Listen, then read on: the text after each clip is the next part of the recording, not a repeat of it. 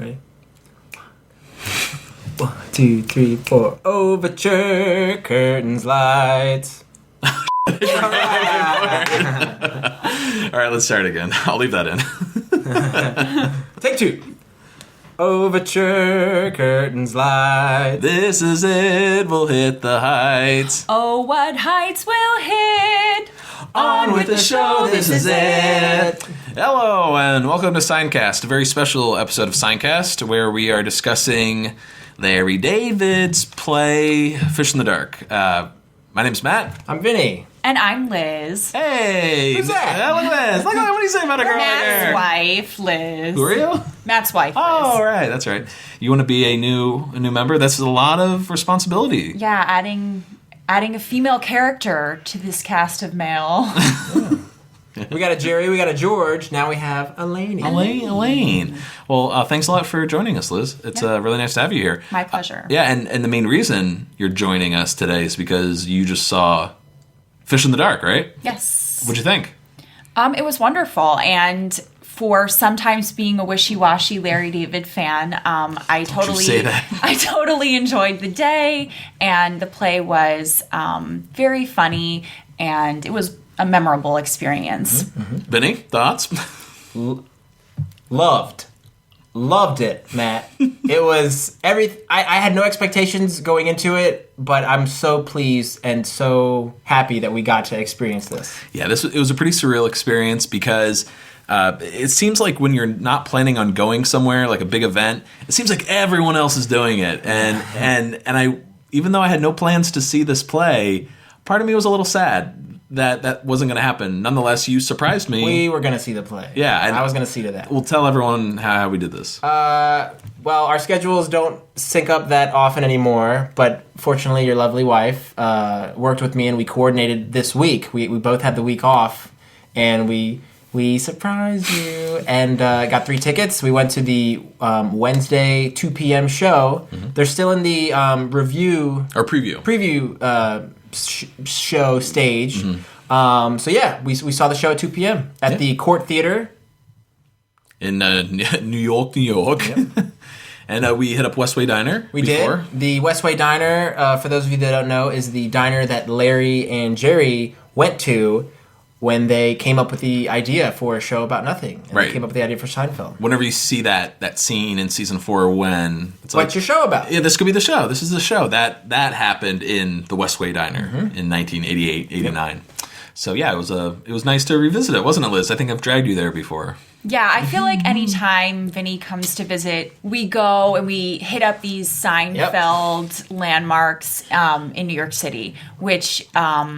can be a treat. She's such a sweet kid. No, but the Westway Diner's great. Good food. Looks like they redid the place, so it's a really check it out if you're in New York. Turn this into a Westway Diner review. Yeah. Now, that's something we should go to all the Seinfeld locations and review the food, the ambience, all that. Yeah. You're right. We should talk about the play. How'd you guys like the matzo ball soup today? Oh, we're still in Westway. No, it was good. It was good, yeah. Okay. I thought it was really good. Right, we're back. Club sandwich, the matzo ball was good. A little hot, though. Can't go wrong with grilled cheese. A little oily. A little oily, yeah. So, anyways, the play, Fish in the Dark. I think we're going to stay away from spoilers in our discussion. We were debating it. Maybe put a spoiler tag at the end.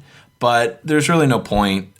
Just email us if you have any questions or if you'd like to know what happened in this play. What are you doing? Yeah, a little schmutz. I'm actually wearing a Fish in the Dark lapel pin that Vinny bought me. Look at that. Yeah. As well as a Fish in the Dark mug. Oh, God. Fish in the Dark poster. I went a little overboard on merch. Yeah, I was excited. Yes. It was an exciting experience. Let's talk about the play. Okay. Oh, back to Westway, though, real quick. Or not. No. Are you for real? Yeah, so the play. Maybe we could give like a brief synopsis about this. So Larry David plays a man named Norman Drexel, and he has a relatively large family. He has a brother. He has a mother, father, uncle. He's married. He has intimacy issues. There's the litany again. Yeah, and there's nieces. There's nieces' boyfriends. There's doctors. There's lawyers. It kind of feels like a Curb Your Enthusiasm episode, in a sense. Just the variety of characters, and sure enough, I think when you see the play, it plays out like a Curb Your Enthusiasm episode. But in this specific story that Larry wrote, his father passes away. I don't think that is a spoiler. It happens so early on. Yeah, it is. And basically the whole play is about the what do you call it? Sitting Shiva? That's sort of the Jewish wake in a sense. And sort of the fallout of this father's death and the relationship between the family members in this dysfunctional setting. The mother having to cope with it. Now the sons having to help the mother get through this, and then dealing with the eulogy and all the things that encompass this family member moving on. Right, but then let's just say there are a few twists and turns to the few secrets come up from the past. Wouldn't you say that sort of complicate the family dynamic in a big bad way? And yeah, I think that's probably as specific as we can get. Yeah, I agree. But back to the comparison to Curb, it really does play out kind of like a frantic sort of episode, wouldn't you say, Vinny? You hit the nail on the head. It is really the equivalent of a live taping of Curb, where you're an audience member sitting on set watching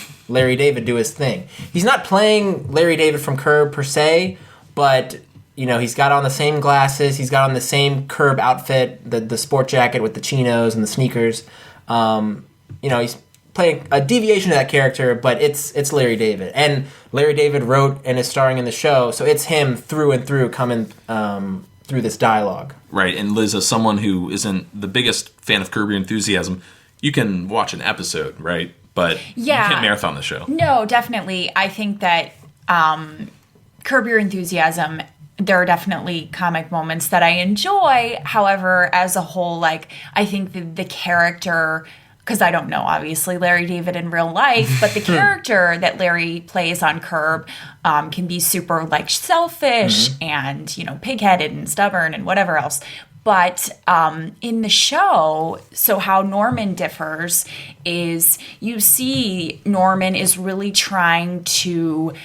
He's trying to make sense of all of this, chaos kind of that happens after, I guess, you lose a loved one. And you see him kind of trying to navigate that in a hilarious kind of manner. I think the biggest difference is he has more of a conscience in this episode, this play, as opposed to Curb. In Curb, there are moments where you're just like, what an asshole, And in this, I never once was like, what an asshole. He's trying to make the best of a crappy situation. Sure. A complicated situation. He's trying to please as many people as he can, which I guess Larry doesn't do in Curb. He doesn't try to please most of the time. He pleases people only if it makes himself feel better. And if it's convenient for him in Curb. Whereas in this, he's we were talking to someone that was sitting in the box seat with us. Her name's Andrea. Hey, Andrea. Lovely woman. Lovely woman. But she also, like you, Liz, isn't a huge fan of Larry David on Curb. Just it gets exhausting after a while. And she absolutely loved this play. I would say she was in probably her late 50s, early 60s. Only reason I point that out is that this play really is for a lot of people. We were saying how much my parents would love it. They're in their 70s. Yep. We saw a lot of young people in the audience. Everyone was cracking up throughout the entire play. So it's really for all ages if you like Seinfeld Curb. Yes. If that makes sense. But let's see. What else can we talk about without spoiling anything? There are a few Seinfeld references in the show that Vinny and I noticed for those diehards. We kind of share a look. Did you hear what he just said? Yeah, we tap each other on the shoulder. So that was a nice treat. Nothing so obvious where it's like no soup for you or shrinkage. It wasn't. What's the deal with fish? It was more like topics of any time there's a little moment with George and Jerry having one of those little bits of dialogue when they enter a scene or there's a lull in the conversation that would get brought up. I would say. Another thing we could talk about is the sets were beautifully constructed, very small, but lots of detail. The transitions between scenes, they did a wonderful job at having the curtain come down, and they you should say, I don't think that's a spoiler, right? What do you think? The death certificate was kind of a backdrop. The death certificate. Yeah, the backdrop. That was for the curtain, so they could do the scene transitions, and that was nice and sort of like little pieces were added to this death certificate as we got information throughout the play, which was a really nice kind of in between. It has a real cute kind of illustration. If you go on the website, Fish in the Dark, it's this little cute fish that's like in a light bulb. And we were saying how much it kind of reminded us of Larry. Yeah, it looks like Larry David. He has sort of these black rimmed eyes, sort of like his glasses, a nice tall bald head. round bald head. But yeah, the in terms of the sets and just like the overall flow, it moved beautifully for a show that I assume didn't have the biggest budget in the world. The sets are pretty conventional. There's nothing over. There's no wires or anyone disappearing. And it's such a contemporary, basic show that's so much grounded in reality and in situations that like all of us have faced, and it's nice to kind of see it come at with a comedic perspective, right? Because you think, oh gosh, a death is like so traumatic, and especially like a father. I think of August Osage County, that movie that came out last year, which is based on a play, which was written by one of the bookies in the strike episode. Not Charlie, but the other guy. The porn star? No, that's Charlie. Oh, okay. The other guy wrote that. But that's a movie about a family coming together after someone's death. And this is, again, the same premise, but completely different story. Absolutely hilarious. And it's interesting. I was reading in the playbill, we were talking about the diversity of the cast and how it's sort of almost like a dynasty of like Broadway actors and film actors, and there's like so many different age ranges. A few of the younger cast members I was reading actually were in August Osage County at different theaters. Oh, cool. So I'm sure that was an interesting dynamic to do, like the dramatic and then the comedic, because this is just as dysfunctional a family, but the way they relate to each other is just hilarious. Oh, yeah. And maybe we should talk about the cast, actually, real quick. Larry David, of course, we know enough about him. Probably the two biggest headliners are Rita Wilson. Yep. I hate saying this, also known as Tom Hanks' wife. She's a very... She's been in so many. Oh, my gosh. She's a producer. She's an actress. She was in Curb. Yeah. She had quite a couple of run-ins with Larry. Thank you. She's on Girls now as Marnie's mother. Oh, really? On HBO. I didn't know that. Yeah. She plays Larry's wife in the play. Yes, she plays Larry's wife in the play. Then there's Rosie Perez, who plays Larry's housekeeper. Yes. And other than Larry David, I think she was our favorite. She was my favorite. Yeah, I kept saying that I really enjoyed the moments between her and Larry. I think she has really good comic timing and just very relaxed, very natural, which sometimes these like film actors, you don't get to see them on stage. So it's such a different, you're seeing them on film, like there's so many cuts, takes, edits, but seeing someone live, there's nothing like that. She was able to cry on cue. Yeah. And so not only did she, throw a little dramatic flair into there when she needed it, right, but she has some nice little jokes injected in there as well. Yeah, absolutely. You can check out the rest of the cast online, but we had some pretty, I would say, like Broadway, Hollywood royalty in the play too. You had Jerry Adler, who's a very familiar face. Mary Louise Burke, who I remember from Sideways. Liz, you do too. She plays the mom in Sideways. And Jane I don't know if it's Howdy Shell or Hootie Shell. Howdy Shell. Howdy Shell. Howdy. But she's a very familiar face. I remember her from Garden State. Who else you got here? I also want to talk about Louis Stadlin. He played Larry's uncle in the play. He was fantastic. He projected his voice, and he was really a loud, like, obnoxious character. Stereotypical, like, Jewish uncle. You know what I realized? He is sort of the Uncle Leo. That's a good point. Kind of the show. Like, just a little irritating. Yeah. I don't know if he was very hands-on no arm with the other characters, but... He wore Birkenstocks the whole time. With socks. Yes. Yeah. Kind of throws the wrench into, like, any situation where he just will stir the pot, kind of. Mm-hmm. But funny correlation, Louis Stadlin, forgive me, was actually... He played Max Bialystock in the Curb Producers episode... When Larry went to go see Producers for the first time to see if he was interested in doing the show, Louis Stadlin was the one who played Max Bialystock. So, full circle. Full circle.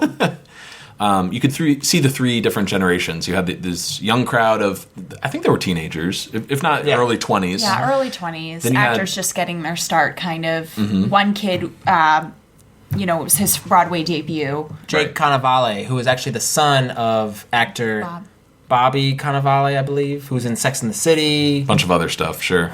Right, there's a lot of... Bunch of other stuff. That's always sum everyone up. Yeah, there was some other stuff. But then you have this... Ben Shankman, who plays Larry's brother in the show, he's fantastic. I love that relationship between Larry and a brother, because you don't really see that on Curb. He's sort of on his own in a sense when you got it a comes to friendship family. with Jeff, but not necessarily with a family member. With a family member, yeah. And this actor or Broadway performer Ben Shankman actually resembles Larry in that he's very tall, lanky. He's got a full head of hair. He does have a full head of hair. Yeah, like a younger version of Larry, definitely. So you have this more middle-aged, even though Larry is in his 60s, more middle-aged crowd, and then you have the I would say the Broadway royalty, the Jerry Adlers, the Mary Louise Burkes, and it's just a wonderful hodgepodge of actors with different experience under their belt. But yeah, I'm trying to think of other things we can talk about without really spoiling it. If you do see Fish in the Dark, if you get a chance to, and if price is an issue, which it definitely can be, we saw some tickets going for what, like $250? As high as $425? I saw $425, but that was for a Saturday 8:00 show. Is that at the box that's office? Like prime time. Yeah. That wasn't online? No, that was at the box office, and that's probably front and center orchestra, I would imagine. Right. Again, we sat in the box seats, which are kind of like those the John Wilkes, or I'm sorry, the Abraham Lincoln seats. Let's see what side you're on. I did drop that line with Andrea. Yeah. Where Did she get it?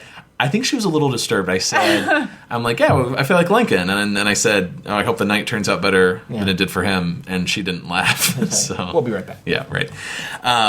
But yeah, if you can get those seats, by all means, that was my first time sitting in a box seat. I think for all of us, and it was great because you had height, so you could see the sets really well, and you were cool. relatively close. I think we were lined up with maybe the third or fourth row of the orchestra seats. But I would, if you're in the balcony or the mezzanine, whatever they call it, I think it's worth it. There's not a bad seat in the house. Especially if you can get a ticket for less than $100. I almost prefer that seat. I've sat so many different places in a theater. I've sat in the front row center, and your neck is craned, and you're looking kind of up at the actors and like up. It's cool seeing because their nose there. Yeah, that's what you want to see. But I enjoyed the box seats because you have a chair and you're kind of like mobile. Like you can move stretch around. out, move around a little bit. It's kind of like first class. You're isolated, in a sense, which or, is I'm sorry, nice. business class. So luxurious. We had this whole box to ourselves, and it was wonderful. Again, think of the Flying Sandos Brothers show when Jerry's sitting there with George and Susan, and the girl he's dating. And another girl. And then also when Elaine takes Bob from Accounting. Is it Bob from Accounting? Rob Schneider's character. Yeah.